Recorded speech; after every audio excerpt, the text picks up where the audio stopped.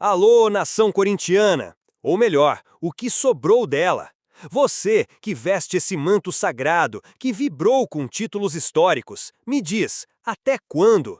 Até quando vamos assistir a esse espetáculo de horrores que se tornou o nosso Corinthians? Porque, sejamos honestos, o que vemos em campo hoje é uma afronta. Um time apático, sem alma, sem padrão tático, que parece entrar derrotado antes do apito inicial. E não se engane, isso é só a ponta do iceberg. Fora de campo, o cenário é de terra arrasada. Uma gestão que parece perdida, acumulando dívidas astronômicas, tomando decisões questionáveis e colecionando fracassos. Enquanto isso, você, torcedor, que faz sacrifícios, que gasta o que não tem, que se desloca por quilômetros, você é quem paga o pato. Humilhado, envergonhado, mas ainda ali, empurrando um time que parece não querer ser empurrado. É justo isso com a Fiel, a torcida mais apaixonada e engajada do Brasil? Mas a pergunta que não quer calar é: existe luz no fim desse túnel escuro? Quais são as verdadeiras raízes dessa crise sem precedentes? Quem são os verdadeiros culpados por esse descalabro? E, o mais importante, o que precisa ser feito agora para resgatar o nosso timão das cinzas? Fica com a gente, porque no vídeo de hoje nós vamos botar o dedo na ferida, sem dó nem piedade, e tentar entender como chegamos a esse ponto e se ainda há esperança para o Sport Clube Corinthians Paulista. Não sai daí! A imprensa falou muitas verdades. Aproveita, mete o dedo no like e se inscreva no canal. E vamos pro vídeo. Não ganha nada importante. Ganha um título paulista que foi superestimado justamente porque não consegue ganhar títulos importantes. Como o Corinthians não consegue mais ganhar títulos relevantes, então o título paulista foi turbinado. E outra coisa, tudo que eles estão exigindo alguém que coloque ordem na casa, comece a pagar as dívidas. A própria isso torcida não está na pauta, pelo menos aqui. Deveria estar, porque a própria torcida tem a preocupação em pagar o estádio. Fez um movimento, uma vaquinha, mas e a preocupação em pagar as dívidas do clube? Em parar de tomar transferban, em parar de contratar jogador que não tem condições de pagar nesse momento, porque se você tem uns jogadores caros e você não paga o básico, você não tem condição. É o que eu falo sempre, é o cara que não paga o condomínio, né? Não paga a escola do filho, não paga lá o fiado lá do cara do armazém, do açougue, mas está de carro novo. Viaja para o exterior, compra roupa nova, vai em restaurante, mas não paga contas básicas. Condomínio ele não paga, né? Ele usa a piscina do prédio, o elevador do prédio, o churrasqueiro do prédio. Ele usa tudo, mas ele não paga, ele é subsidiado pelos vizinhos. Então, não está certo. Mal comparando, é a mesma coisa.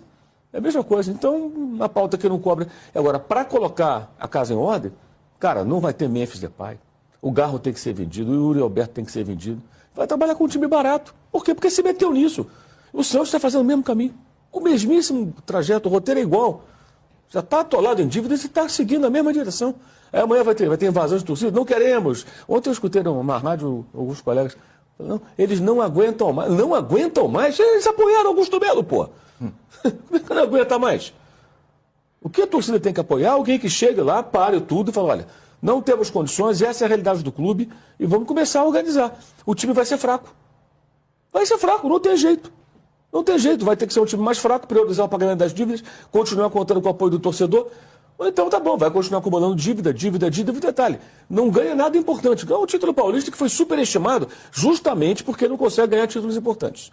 Como o Corinthians não consegue mais ganhar títulos relevantes, então o título paulista foi turbinado. Mas na realidade nem consegue ser competitivo. Não é nem o caso, por exemplo, o Barcelona é super endividado também. Tem muitos garotos, mas também faz alguns investimentos que em tese não deveria. Mas é campeão espanhol, foi semifinal da Liga dos Campeões, ganhou a Copa do Rei em cima do Real Madrid. Ele está ganhando, o Corinthians tem isso. Tem isso. Ganha o quê? O título paulista hoje não tem essa relevância. O pessoal da torcida, que vocês mudaram a história. Porque os caras vão ter que se coçar. Vocês mudaram a história. Ontem vocês mudaram a história do Corinthians. Porque eles vão ter que se coçar e colocar tudo isso no estatuto. Tem que estar lá. O cara não pode escapar. Não pode assinar a confissão e pular fora do barco, velho. Isso é inadmissível, velho. Que corintiano que você é, irmão? Você assina a confissão, vocês que se lasquem aí, já vai afundar o barco, vocês ficam aí. E depois voltar na surdina, achando que vai voltar, vou colocar meu irmão que ninguém vai saber. Tá de brincadeira, irmão.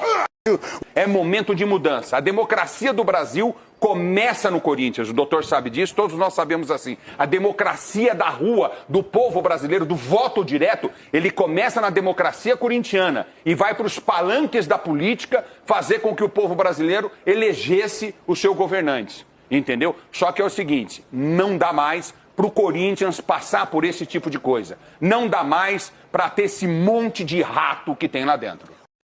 Eles são os verdadeiros donos simbólicos do Corinthians.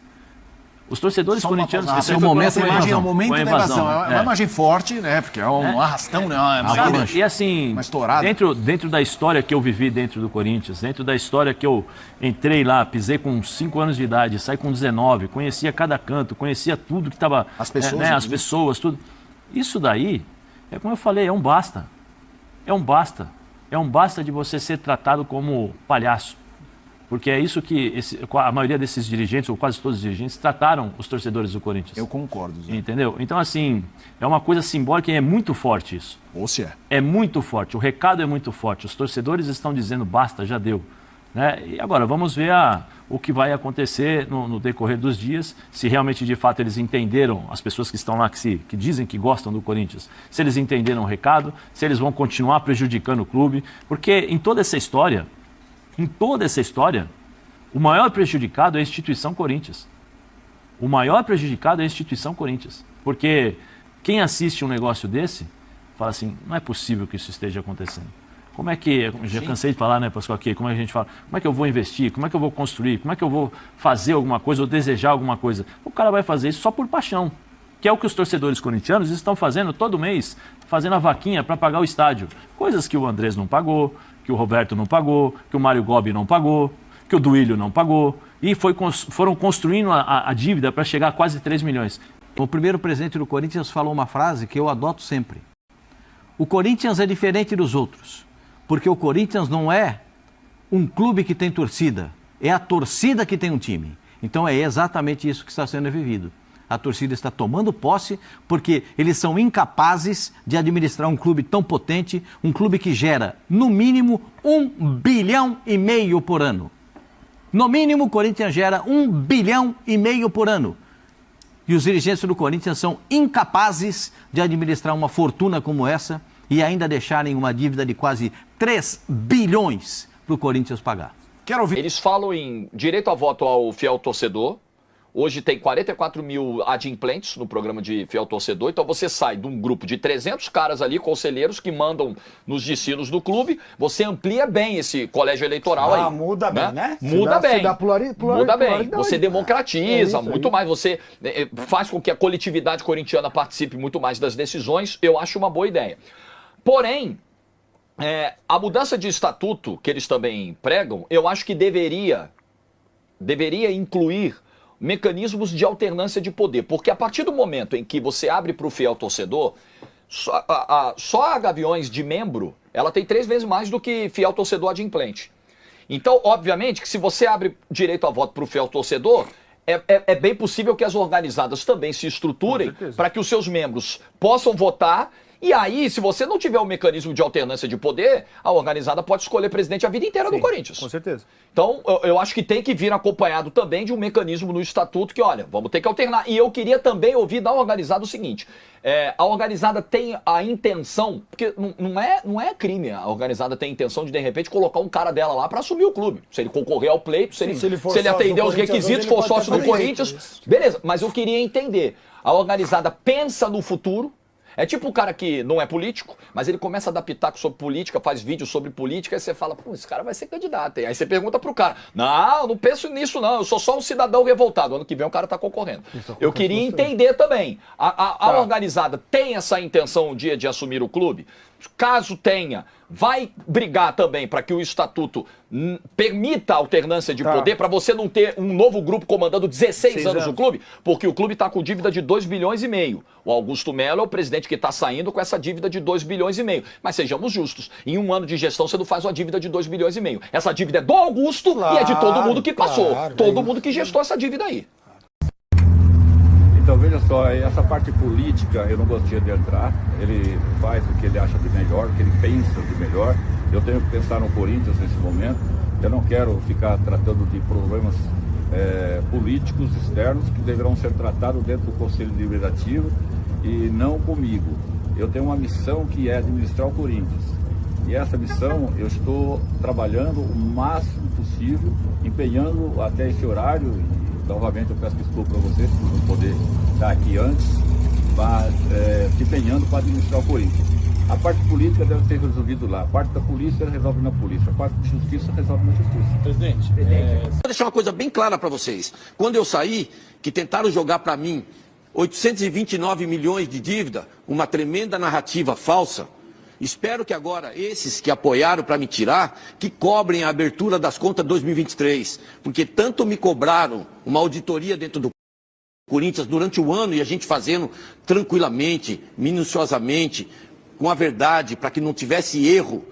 Depois que nós pegamos os erros da auditoria, nós contratamos uma auditoria independente, tivemos um parecer do Papa da Contabilidade, Eliseu Martins, provando que tem erros nas contas de 2023, 191 milhões e agora, essa semana, apareceu mais 50 milhões e vai aparecer mais. Então vocês que na rede social, ou alguns que, graças a Deus, eu ainda tenho 73% pelo que eu andei vendo, vocês que falaram que realmente tinha que sair, que está errado, agora que vocês também cobrem a abertura das contas, porque eles não vão abrir as contas. Então, se vocês querem saber tudo o que aconteceu no Corinthians, está aí a grande chance. Então, vocês cobrem agora a abertura das contas, porque eu deixei tudo pronto para abrir as contas. Isso está comprovado pelo nosso financeiro, por auditoria e pelo próprio Conselho Fiscal. Então, eles vão tentar. De que forma? Eles voltaram os mesmos financeiros que tiveram o erro em 2023 para tentar agora não abrir as contas de 2023. Então, vocês têm que cobrar a abertura das contas de 2023, porque aí vocês vão saber por que o Corinthians está nessa situação.